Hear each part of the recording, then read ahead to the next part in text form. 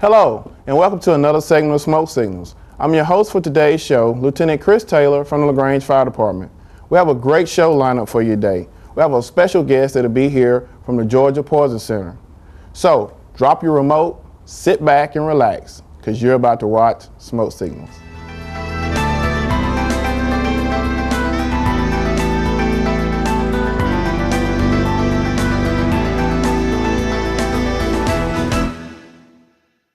LaGrange Commercial Sanitation Service has been serving West Georgia and East Alabama with quality services for over 12 years. With LaGrange Commercial Sanitation, you can count on competitive rates, no long-term contracts, and the convenience of combined billing. LaGrange Commercial Sanitation offers flexible service that ensures your business needs will be met 7 days a week. LaGrange Commercial Sanitation, dependable, on-time services at low rates. It's a smart move.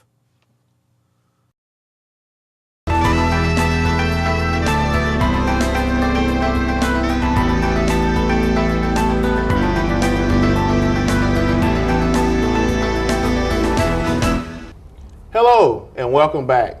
Today we have with us Dr. Gaylord Lopez, the Director of the Georgia Poison Center. Hello, Dr. Lopez, and welcome to the show. It's great to be here again. It's always a pleasure to have you to come down out of the Atlanta area to come and be on our show and talk to our viewing audience about some very, very important information they need to know concerning the Georgia Poison Center. And you know, I want to say, first of all, you have been a busy individual so far the first of the year. And I know you've had a tight schedule, but we're always thankful that you're able to come and share some time with us here in LaGrange. Well, I love coming down here. It's a great place to talk about our services, the kind of things we do for not only your community, but the entire state of Georgia. Definitely. So before we get started, could you just tell us a little bit about yourself and how long you've been involved with the Georgia Poison Center? Yeah, I'm a clinical toxicologist at the Georgia Poison Center. I've now embarked on my 28th year as director of the Poison Center. Congratulations. Thanks. I feel it, but it's a great position to be in. And as you know, I head the state's only poison control center in the state of Georgia. Wow. All 159 counties are handled by us, okay. And we're a 24-hour by 7 call center. Mm-hmm. People call in, and they call us about poison emergencies. And it's usually about kids, young kids. Mm-hmm. They're getting into things. Right. They're doing it usually by accident. And that makes up about 50 to 55% of our calls.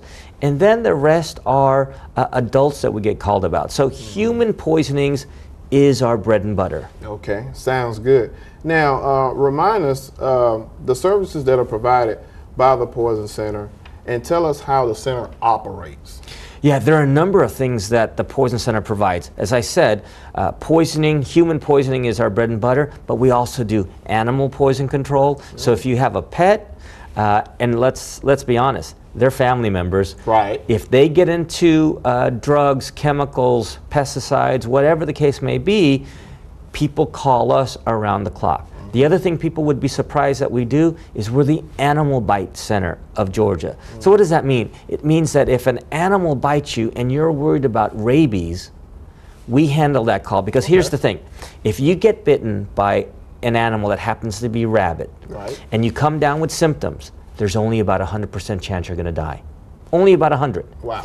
So people call us and try to figure out if the antidote is needed. So we do animal bites. We do a number of things for the state. We've answered questions about everything from Ebola to now the Zika virus. Yes, that's been a very hot topic. It's been very hot, and so we have a number of public health functions. And if people just have general questions about their medicines or about the drugs that they take, the kind of questions you might ask your pharmacist, those are the kind of questions we ask, and all these services provided free to the residents of Georgia. Oh, good, good. And that's a good thing to know, because you know, you wouldn't think that an organization like the Poison Center would be offering all of these services to the community without some kind of charge. But you know, you all have been managed in a way where you can provide this service out to the community, and not only just the metro area, but surrounding areas as well. That's true. In fact, we pride ourselves in having that immediate response call center. Sure, you can go to the internet, but see, why would you rely on an algorithm to help treat whatever that poison might cause? You're going to talk to a live human being and not a computer formula that tells you what could go wrong or what could go right. We have at the center trained poison specialists. They either are nurses, pharmacists, or doctors around the clock to answer your call. Okay. So we like providing that human element rather than a few keystrokes to be able to help you around the clock. Sounds great. And it sounds like a lot of moving parts as it relates to how the center operates, because I couldn't imagine how many calls you all get per day. Can you kind of touch on that? Yeah, we're actually one of the busiest poison centers in the country. In and out of our call center on a yearly basis go about 125 to 130,000 calls. Wow. That's a lot of calls. That is. For the nearly 10 million people that reside in our state. People can, call us, they can email us questions, they can even chat with us and do a live chat with the poison specialists that are ready to handle that call. And the thing about our centers, we have approximately 250 to 300 unique calls every day that come into our center. It's a very busy center. Now, with your staff, is there a certain certification that they have and a certain amount of training that they must have also during the year? That's a great question. In fact, the first thing to note is we're not, phone company operator 1, 2, 3. We are healthcare professionals. We are nurses, doctors, and pharmacists who answer that call. The majority of our staff has been accredited by our association, so when they're talking to someone, they're usually talking to a certified specialist, someone who's gone through the rigorous training and has passed the exam, the very tough exam. Every 5 to 6 years, that exam is given, and we've got almost all our staff certified and credentialed. And if they don't know the answer, then people like me, clinical toxicologists or medical toxicologists, are there to back up that person in case more information is needed. Good. That's some great information to know. And who knows, there may be someone who's watching our show today that may be interested in being a member of the Georgia Poison Center. So yeah, in fact, we've had nurses who have had previous work in ICUs, in emergency rooms, who have all come to work for us because they want to extend their careers by now using their brain to give out important and even life-saving information. That's awesome. That's awesome. What are the common calls coming into the emergency hotline? Yeah, the calls that come into the hotline are usually broken down into 2 major areas. You're either going to be talking about callers who have questions about drugs and chemicals, and then the other one are going to be household products. Those are the 2 biggest things, non-drugs and drugs. Okay. When you look at the calls about drugs, the most common things we get called about include pain medicines, like acetaminophen containing products, aspirin containing products, ibuprofen containing products. Another one that we get called about are going to be your cough and cold preparations. Around the different seasons, we get a lot of calls about cough and colds. Right. Obviously, we're nearing the end of winter, but going into spring. Right. A lot of people with questions about allergy medicines and taking, how to take it properly to, taking too much. And then third, surprisingly, are calls about vitamins. The typical things that we get with the Smurfs and Batman and Bugs Bunny and Flintstones. Right. We get lots of calls about vitamins every year. And it's not so much that Fred and Wilma Flintstone will hurt you. It's the pills that contain iron that are the ones that are most problematic. Okay. And now iron is now contained in a lot of the gummy vites. So it's not unusual for children that we get called about to polish off an entire bottle of 50 or 60 for one reason and one reason alone. They think it's candy. They don't think it's medicine, but they think it's candy. So vitamins are a major problem. When you look at the non-drug categories, The most common call we get are going to be about household cleaners. I challenge our viewers today. The reason why I have job security, just check under your kitchen cabinet sink. There are a ton of chemicals that we have underneath there. You're right. And those can be potentially dangerous and even life-threatening. Things ranging from furniture polish to pesticides like ant sprays to even dishwashing detergent like the products that we put in our dishwashers, whether it's granular formulas or liquid formulas. In fact, people may not know this, but something like a dishwasher detergent has the same potential to cause injury as something like Drano. It's a fascinating way that chemicals can do this, but a lot of times parents just aren't aware. Wow, that is some great information, especially when you're talking about pesticides, because a lot of times people don't understand how dangerous pesticides and cleaning products are, especially when you use them in environments that they need to have room to expand, and a closed environment using those products can be deadly. Oh, and we get calls about use of chemicals or the inappropriate use of chemicals on a daily basis. For example, in my household, I'm the designated bathroom cleaner. And if you ask me truthfully how I clean the bathroom, I use everything in the book, right? I throw 4 or 5 chemicals into that toilet because I want to be able to eat off of it. Right. Well, here's the danger. When you're working in an enclosed environment and these chemicals start getting mixed improperly, then toxic fumes and toxic gases get produced and people start inhaling that stuff. It's human nature, if we see a plume, to inhale it. You know, if we see a plume, we're not going to run the other way. We're probably going to inhale it, and that's when we run into problems. Right. And so I make sure I have windows open, I have doors open when I'm cleaning the bathroom, because if I inadvertently mix that wrong chemical with something else, then I can produce even a more toxic chemical. And one of the things we don't do as consumers, we don't read labels. We just mix. You know, we think we're that backroom chemist that knows everything about cleaning products, and when we mix a couple products that don't like each other, we can produce really bad problems. And you know, it's funny you mentioned that, because there is one product that I'm becoming more familiar with, and that is Fabuloso. I think that's what it's called.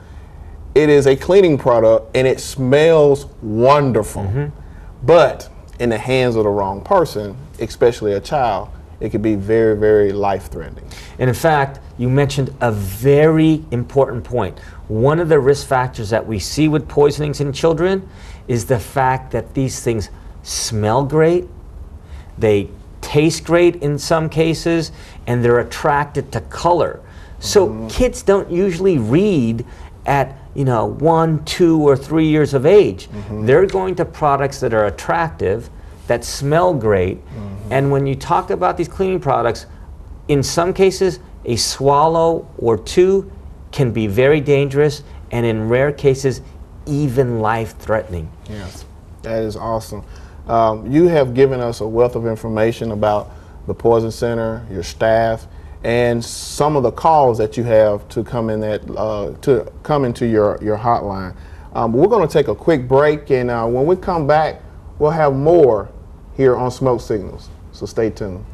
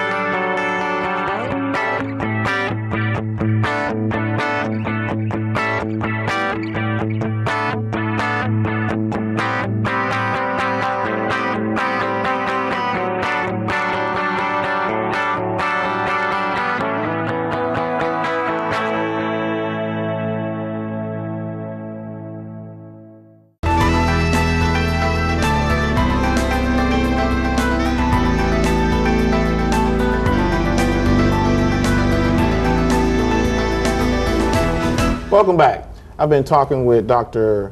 Lopez from the Georgia Poison Center, And well, when we was talking in the last segment, we was talking about the emergency hotline and the type of calls that you all have to come in on a daily basis.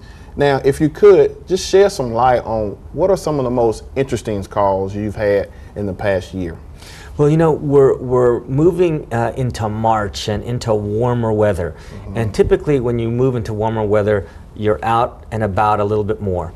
Bites and stings are a big thing of what we do. In fact, just this past year, we had an unusual snake bite call. In fact, Georgia, when you look at snake bites in the southeast region, we're actually second to North Carolina in terms of the number of snake bite calls we get.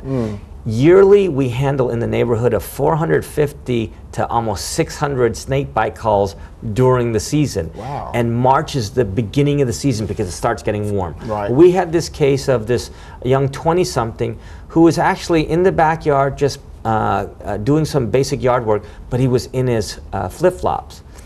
And he was by a particular area where he was trying to pick up wood, and he felt a little bit of a sharp pain, like a thorny kind of prick to the top of his foot.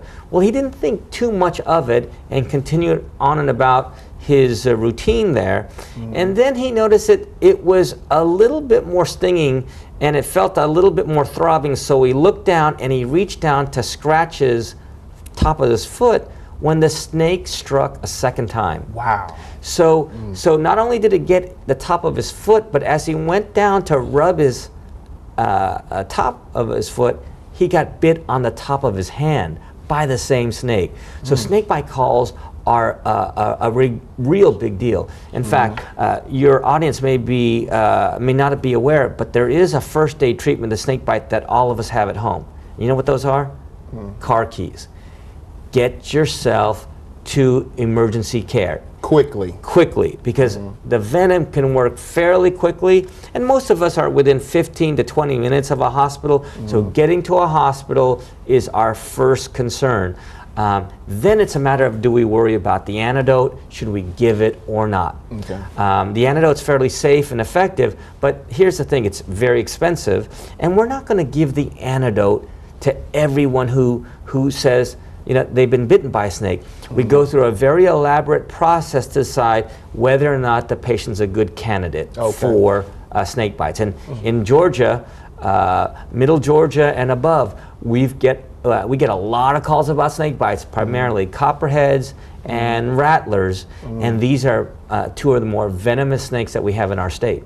And it's odd that you mentioned that we have rattlers here in the state of Georgia, because some people may not even think we even have those type of snakes. Oh yeah, timber rattlers, on some occasions, eastern diamondbacks, we get called about them, but copperheads make up, and the water moccasins make up the majority of venomous snakes that we get called about. The rule of thumb, when you see a snake, go in the other direction. Don't be enamored by, you know, the snake. They don't really want to mess with us, but if you invade their territory, they're going to mess with you. Exactly. Okay, so let's talk about some issues that you're dealing with this time of year, other than the stings and bites and some other things that you probably have coming through your office. An alarming statistic that we brought out last year that really surprised us all was the incidence of children getting to hand sanitizers. This is a poison that a lot of parents are just simply unaware of. You may not know this, but hand sanitizer's main ingredient is regular old alcohol. But here's the key. The alcohol content in a lot of these hand sanitizers approaches 70 to 90%. Now, by comparison, if we went into our liquor cabinet and we pulled out a bottle of rum or vodka, the percentage of alcohol is only 40%. Right. So if you're sending your kid to school with a bottle of hand sanitizer, you're sending him or her with the concentration of vodka times 2 or 3. Wow. And when kids get into small amounts of hand sanitizers, they can have even life-threatening symptoms. For example, we had a doctor not too long ago call us about 2 patients that came into his emergency room on the same day. One was a 9-year-old, one was a 10-year-old, and they got into the hand sanitizer that was in the classroom. Okay. So if you think about your average classroom, they have that big box store hand sanitizer, you know, the gallon size. Right. Right? And so kids use it to get their hands a little bit clean. But when kids started doing it to get a little buzzed, or they got it because it smelled great. In fact, one kid, the 9-year-old, said the reason why they got it is it smelled like apples. It smelled like apples, and drank it because it was an attractive smelling compound. And after a couple of swallows, the kid started acting woozy and drowsy, the kind of things that you would expect with someone getting into alcohol. And the problem with that kid, the kid fell and had head injury. So that kid got transported into one of the local ERs, and when they did a blood alcohol level, actually they didn't even know what caused the kid to be drowsy, to be sleepy, and then fall. Okay, so when the doctor is assessing that kid, they do a bunch of tests, and one of the tests they do is blood alcohol. Now, of course, and everyone should be familiar with what would be considered legally drunk, 0.08, right? This kid had a blood alcohol level of 0.23. Wow. Do you know what that means? That means the kid had a blood alcohol nearly 3 times the legal limit for us to be considered driving under the influence. And wasn't consuming what we consider to be an alcoholic beverage. Exactly. And when you're talking about these alcohol-containing products with 80%, 90%, that's at least 2 times stronger than your average hard liquor. When you look at wines, they have anywhere from 5 to 10%, and it's 8 times stronger than that. When you talk about beers, it's 7 to 10 times the concentration of beer. So if we sent our kids into school with a 6-pack of beer, we'd probably be locked up. But a lot of us are unknowingly sending our kids with a bottle of hand sanitizer. That's almost like saying, here's a couple of bottles of vodka, a couple of bottles of rum. So the most common signs and symptoms would include, drowsiness, dizziness, sleepiness, the kind of things you would get with alcohol.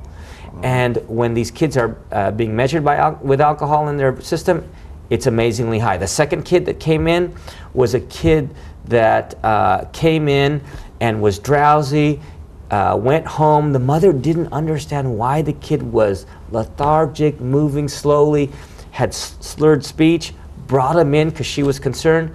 To make a long story short, they did a blood alcohol level, 0.179. Wow. More than twice the legal limit. And again, it was because the alcohol, the hand sanitizer was readily available in the classroom, and the teachers weren't paying attention. Because of the seriousness of this problem, we sent letters out to school superintendents, we sent letters out to school principals, alerting them of this danger, and we hope this trend continues down instead of up. That is a great wealth of information, and I'm quite sure our viewing audience, parents, teachers, anyone that has readily available hand sanitizer in the presence of children, they definitely needed to hear this today. There's no question about that. And that's why when you look at alternatives that may be on the market, see, hand sanitizers work by doing what is called an instant kill. So it gets on your hands, you rub it around, it kills germs for the most part in that first 1 to 2, 3 seconds. Then really after that moment, hand sanitizers don't really have a great effect because they only last those handful of seconds. There are products now on the market that you spray on once and it affords you protection for the whole day. Why that might be more attractive to someone is sometimes people are really sensitive to hand sanitizers because of the high alcohol content. We've had people complain of rashes and dryness and drying out of their skin. So that's why we worry about these things on the market. Okay. Now, let's talk about some alarming trends that you're hearing about and seeing in our communities. Yeah, the things that are really troubling us nowadays involve 2 major areas: the synthetic drugs of abuse and a resurgence of another drug of abuse that used to be popular back in the 60s and 70s. First, the synthetic drugs of abuse. Things like synthetic pot or synthetic marijuana, frequently called spice, and space and K2. That has all of a sudden become back in vogue. Back when it was popular in 2010, 2011, we saw a slew of different products on the market. In fact, nationwide, we saw in 2011 a peak of almost 6,300 calls across the country. Well, when we looked at data from 2015, the calls across the country now number over 7,000. People are using these synthetic cannabinoids or synthetic marijuana to get high, the same kind of high you get with marijuana, but way more intense. And that trend has started to tick upwards. We've also seen trends in the area of bath salts. Again, dangerous products that can cause a lot of problems, some of them even life-threatening.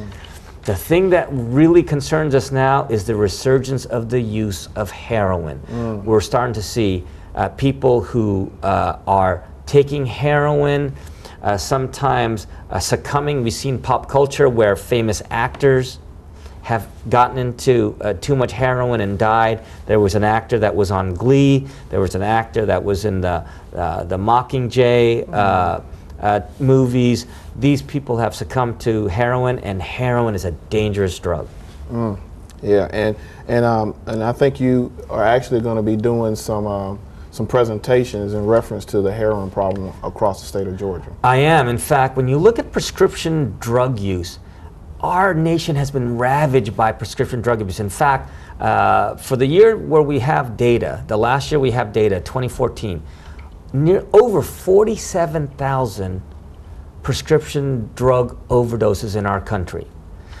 You know what's leading that group?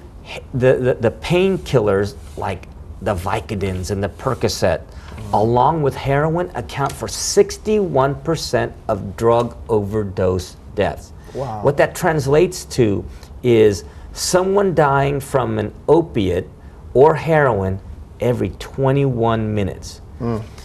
Now, fortunately, the state of Georgia is not as bad as some places in the upper Northeast, Maine and Vermont and New Hampshire and the Midwest. But the thing is, we have to get ahead of this problem.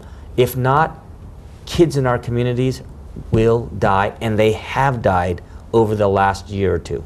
Okay, all right, and that's some great statistics to kind of keep in the back of our minds. Now, you've gave us a bunch of information today, and we thank you for keeping us up to date on the things and the trends and the issues that we're having to look towards in our communities.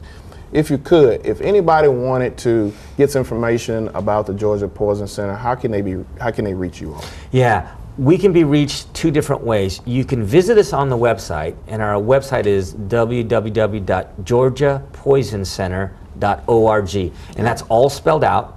And there you can email us with questions, or you could even chat live with us, or the toll-free number which anyone could use anywhere in the state, and that's 1-800-222-1222. So easy to remember. Just remember the 1 surrounded by 3 2s. That's the number you can reach anywhere in the country, any poison center, 24 hours a day, 7 days a week. Oh, sounds good. Well, once again, Dr. Lopez, we want to thank you for coming down and sharing a little time with us and updating our community on things that we need to be aware of, especially going into the warmer season. And we appreciate all that you do with the Georgia Poison Center. We look forward to having you back on the show in the near future. It's my pleasure. Thanks for inviting me. Thank you. And we would like to take this time to thank you, our viewing audience, for watching another segment of Smoke Signals. Until next time, take care.